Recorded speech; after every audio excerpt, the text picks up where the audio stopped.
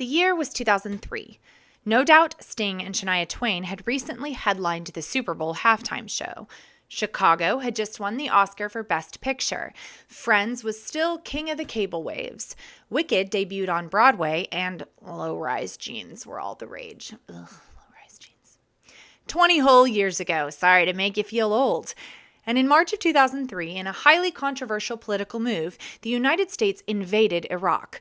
But today, we are not going to debate the merits of invading a country on dubious, at best, intel. However, we are hopping across a pond or two for a caper that happened on the eve of the Iraqi invasion and involved $1 billion, yes, billion with a B, dollars. Welcome to Capers and Cocktails, a true crime podcast that doesn't take itself too seriously and gives you something to enjoy while you listen. The following content may be disturbing to some. Discretion is advised. If you're enjoying one of our themed cocktails, ensure you're of legal drinking age and have fun, but drink responsibly. Ficus carica L, commonly known as the fig, originated in northern Asia Minor and spread to the Mediterranean region by way of the Greeks and Romans. Archaeologists have found remains of fig trees in Neolithic sites dating back to 5000 BCE, and figs have been used in culinary things, food, dating back to 2500 BCE, as shown in Sumerian stone tablets. It is considered by some historians to be the first of the domesticated crops. Figs were used as a sweetener long before the introduction of sugar and still delight the palate of those chomping down on Fig Newtons, a cookie that's actually been around since 1891. Figs grow best in hot, arid conditions, and for the fruit to ripen, there must be full sun. Despite the fact that I live in Texas, one of the most arid, hot places in the U.S., or at least it feels that way right about now, I could not find figs anywhere. I went to at least 4 grocery stores, including one Mediterranean grocery store, but alas. I ended up getting a bag of dried figs online, and that worked out just fine, as this drink is delicious. It could be that I love a margarita. Figs are a staple of the Iraqi diet, and since we're in Iraq for today's Capers and Cocktails, a fig margarita it is. To prepare for our fig margarita, you need a little bit of time. You need to cut 8 figs or so into small pieces and put a half a cup of sugar and the figs into a closed lidded container. If you can muddle them, do that, or just cut them up like I did and put them into the container straight. Then you'll want to put that container into the fridge for at least 24 hours. The longer it sits, the better the flavor. I had mine in the fridge for about 72 hours. I should say that the fig syrup made enough for 2 of these drinks, so you can make 2. When your syrup is ready to make the cocktail, we're going to take 2 parts tequila, 1/2 part simple syrup, 1 part lime juice, 1 part triple sec, and 2 parts of that fig syrup, and add it to your shaker. We'll shake it up with ice really well and strain into a fresh glass of ice with a sugar or salt rimmed glass. I rimmed my glass with sugar, if you can believe it, and added a fig for garnish. I know, I'm not a sugar girl, but it was nice for this drink. For the mocktail, we're going to take 2 parts non-alcoholic tequila, 1/2 part simple syrup, 1 part lime juice, 1 part orange juice, and 2 parts of that fig syrup, and put it all into a shaker. Shaker like your mama made her, and then bougie strain over fresh ice into that sugar-rimmed glass. The very controversial U.S. invasion of Iraq, also known as the Iraq War or Operation Iraqi Freedom, began on March 19, 2003. Led by the United States, but with support from the United Kingdom and other coalition forces, the rationale for the invasion was largely based on the belief that Saddam Hussein, the leader of Iraq, possessed weapons of mass destruction and was developing a nuclear weapons program, which posed a significant threat to the United States and its allies. The U.S. government also accused Iraq of having links to terrorist organizations, including Al-Qaeda. Al-Qaeda was the Islamic extremist group responsible for the 9/11 attacks. The U.S. government also argued that the invasion was necessary to remove Saddam Hussein from power and to bring democracy to Iraq. I mean, it's always about democracy.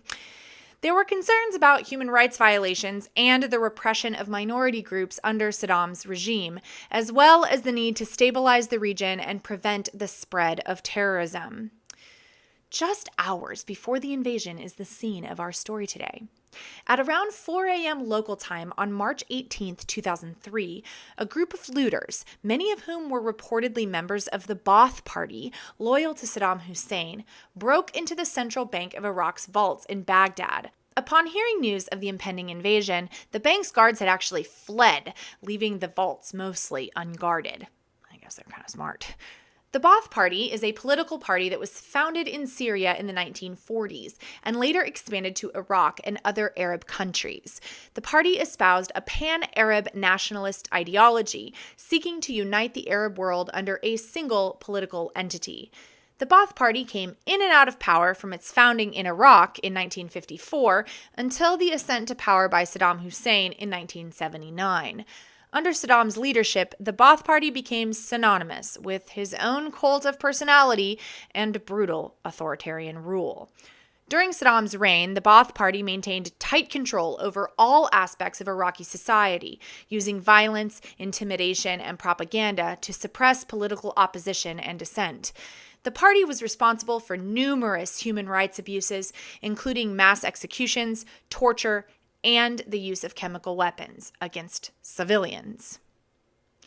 In the early morning hours of March 18th, these looters broke straight into the vaults.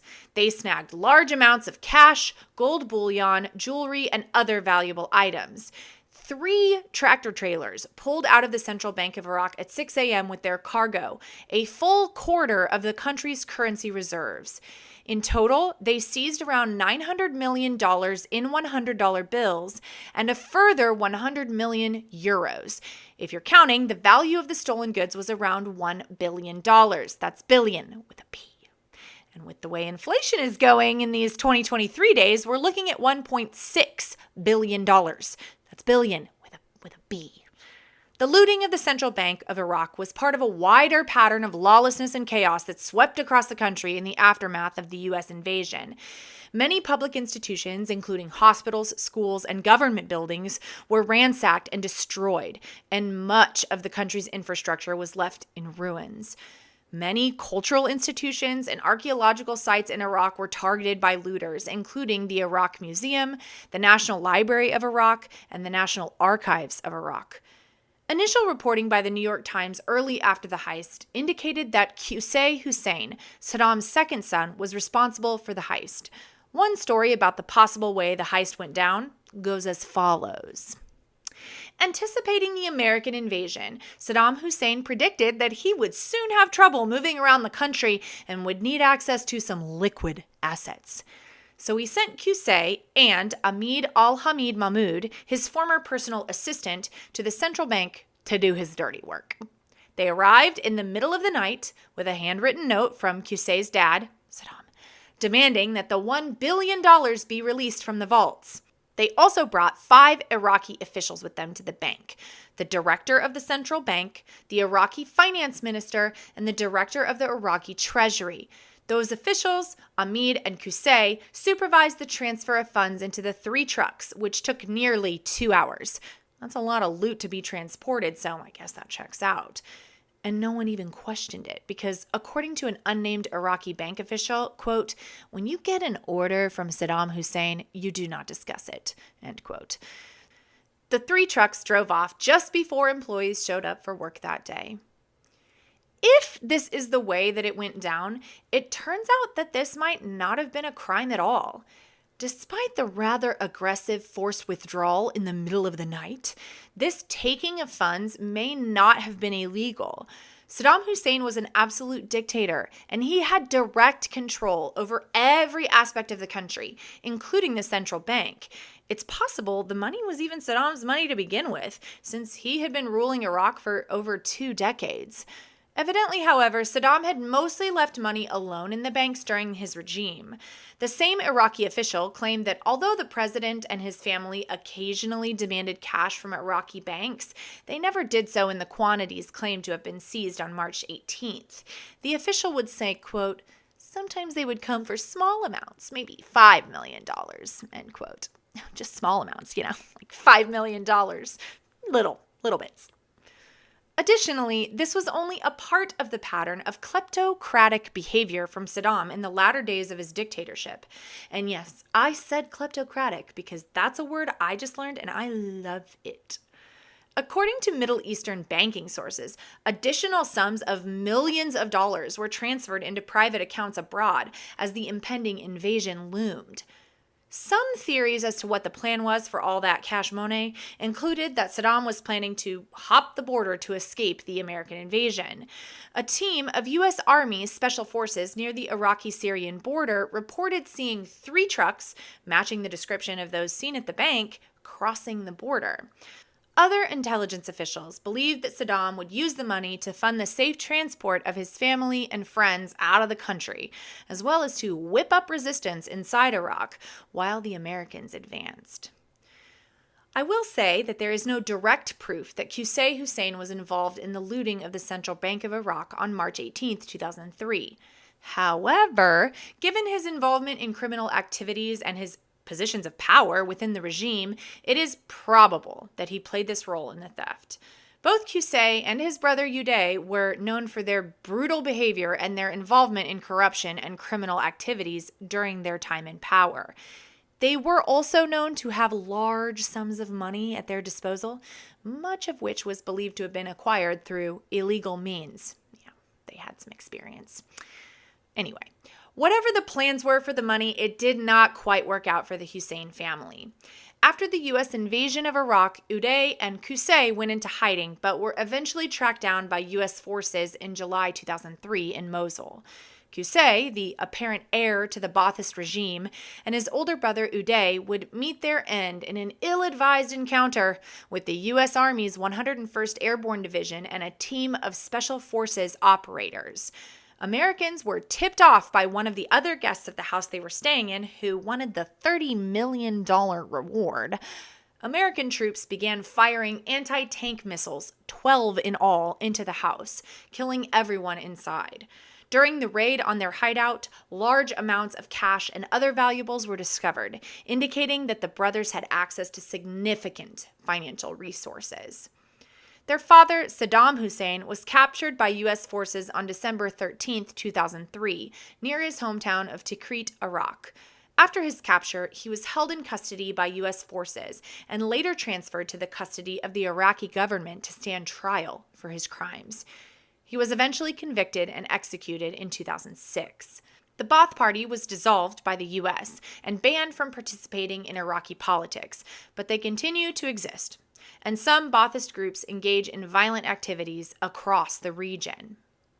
In the days and weeks that followed the heist, coalition forces managed to find an estimated $650 million of the money taken. They found stashes of money in one of Uday's palaces, as well as caches of stashed money throughout the country.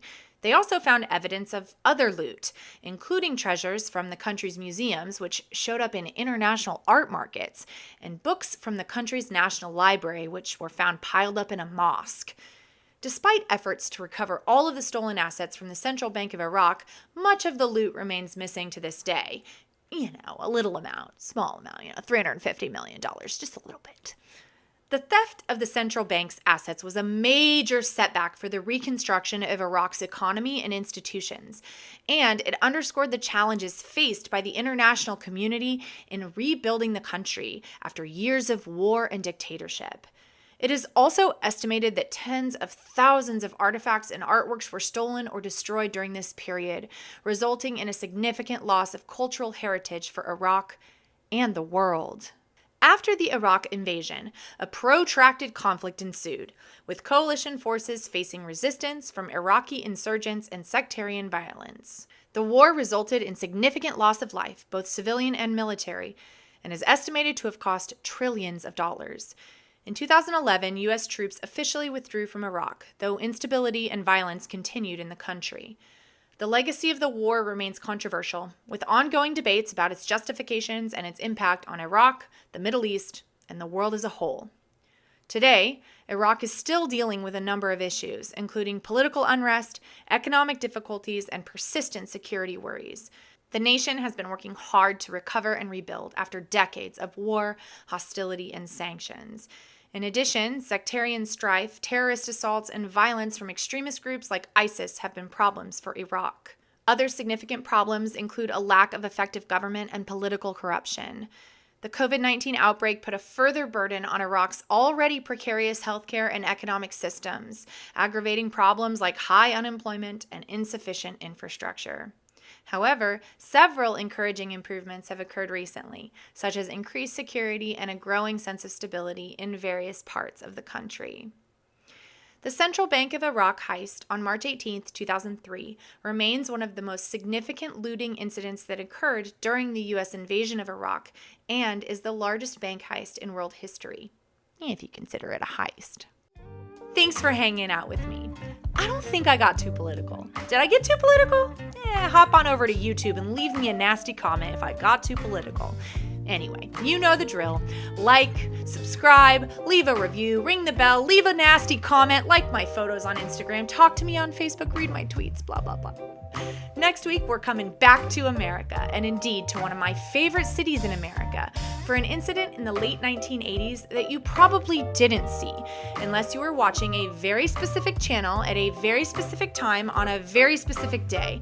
But it's still an incident that remains unsolved today, and one that absolutely freaks me out. I'll see you next week. And remember, if you get the opportunity, use your $1 billion in stolen money to find a better hideout.